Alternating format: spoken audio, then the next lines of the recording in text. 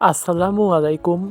আজকে আমি আপনাদের একদম নতুন আর সহজভাবে পটল ভাজি করে দেখাবো। এতদিন যত পটল ভাজি খেয়েছেন তার থেকে সবথেকে সেরা আর বেশি মজার হবে এই পটল ভাজিটা। ভাত, রুটি, পরোটা যাই বলুন না কেন সবটার সাথেই অনেক মজা করে খেতে পারবেন এই পটল ভাজিটা। এভাবে একবার এই পটল ভাজিটা বাসায় বানালে বুঝতে পারবেন যে আগের তুলনায় এটা কত আলাদা আর কত মজার খেতে হয়। তাই চলুন কথা না বাড়িয়ে আমরা আজকের এই পটল ভাজি রেসিপিটা শুরু করি। পটল ভাজি রেসিপির জন্য আমি এখানে 400 গ্রামের মতো পটল নিয়েছি। পটলের খোসাগুলো ভালোভাবে ছাড়িয়ে নিয়ে আমি মাঝখান থেকে চাকা চাকা করে কেটে নিয়েছি। তারপর আমি পটলগুলো ভালোভাবে পরিষ্কার করে ধুয়ে নিয়েছি। এবার আমি পটল ভাজি করার জন্য চুলায় কড়াই বসিয়ে দিয়ে কড়াইয়ে দিয়ে দেব 2 টেবিল চামচের থেকে একটু বেশি পরিমাণে সয়াবিন তেল। তেলটা গরম করে নিয়ে তেলের মধ্যে দিয়ে দেব পেঁয়াজ কুচি, তারপর দিয়ে দিব রসুন কুচি, দিয়ে দিব ছোটো মাপের 2টা তেজপাতা। এবার পেঁয়াজ রসুনগুলো অল্প কিছুক্ষণ নেড়ে আমি দিয়ে দিব পাঁচফোড়ন। এবার আমি অল্প পরিমাণে একটু পাঁচফোড়ন দিয়ে দিব।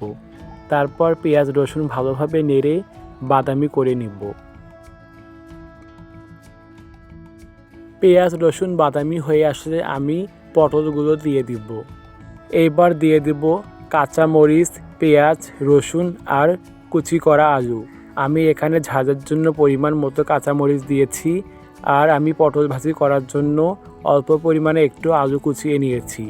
তারপর আমি একটু কাঁচা পেঁয়াজ আর কাঁচা রসুন দিয়েছি।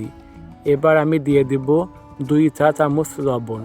তারপর দিয়ে দিব 1 চা চামচ হলুদের গুঁড়া।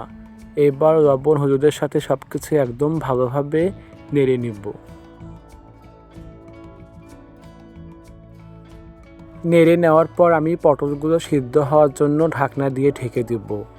আমি ঢাকনা দিয়ে ঢেকে 10 থেকে 12 মিনিটের মতো রেখে চুলার আঁচটা মিডিয়াম আঁচে রেখে আমি ভালোভাবে পটলগুলো ভাজা ভাজা করে নিয়েছি। দেখতেই পারছেন যে আমি পটলগুলো কীরকম ভাজা ভাজা করে নিয়েছি। এবার আমি পটল ভাজিগুলো ভালোভাবে নেড়ে নিব। এইবার পটল ভাজিটা বেশি মজা করার জন্য আমি দিয়ে দিব ডিম। আমি এখানে 2টা ডিম দিয়ে দিব।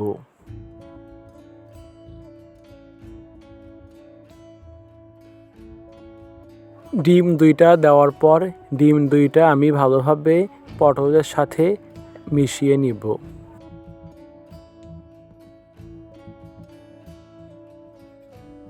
এইবার আমি ডিমের আষ্টে গন্ধ যেন না থাকে তার জন্য এখানে কিছু ভাজা মশলা অ্যাড করব।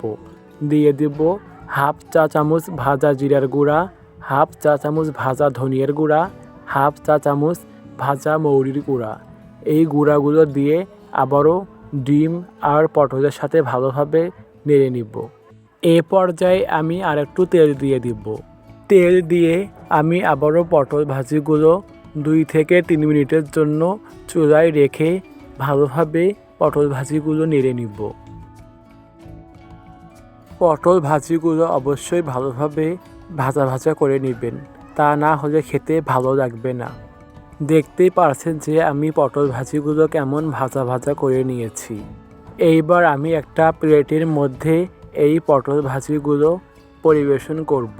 আজকের এই পটল ভাজি রেসিপিটা কতটা নতুন তা আপনারা এই পুরো ভিডিওটি দেখার পর অবশ্যই বুঝতে পেরেছেন।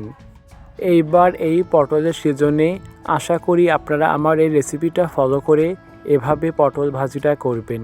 ইনশাআল্লাহ আপনাদের অনেক ভালো লাগবে। আজকের এই পটল ভাজি রেসিপিটা আপনাদের ভালো লেগে থাকলে দয়া করে আমার এই চ্যানেলটি সাবস্ক্রাইব করে পাশেই থাকবেন। সাথে লাইক, কমেন্ট, শেয়ার করতে ভুলবেন না। তো আজকে এই পর্যন্তই। সবাই ভালো থাকবেন। ধন্যবাদ সবাইকে। আল্লাহ হাফেজ।